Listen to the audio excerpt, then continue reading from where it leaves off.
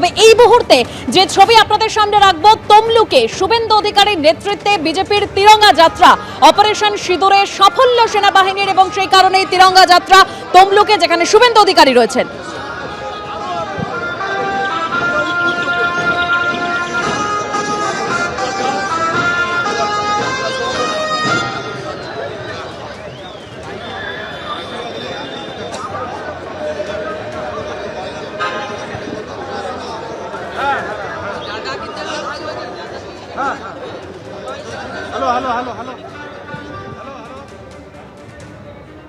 সরাসরি চলে যাব ওই তিরঙ্গা যাত্রা থেকে। আমাদের প্রতিনিধি বিটন চক্রবর্তী রয়েছেন এই মুহূর্তে। বিটন,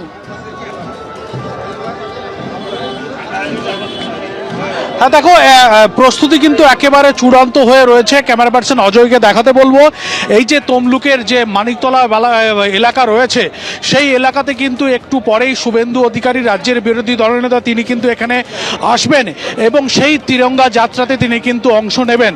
এবং এই যে র্যালি, সেই র্যালিটা কিন্তু যেরকমভাবে তমলুকের এই যে তোমার মানিকতলা এলাকা রয়েছে, সেখান থেকে কিন্তু তমলুকের হাসপাতাল মোড় পর্যন্ত, সেই পর্যন্ত কিন্তু যাবে। এবং তুমি দেখতেই পাচ্ছ যে বিশাল একটি জাতীয় পতাকা সেখানে এরকমভাবে রাখা হয়ে রয়েছে এবং অজস্র জাতীয় পতাকা, কার্যত জাতীয় পতাকা কিন্তু গোটা এলাকায় মুড়ে ফেলা হয়েছে।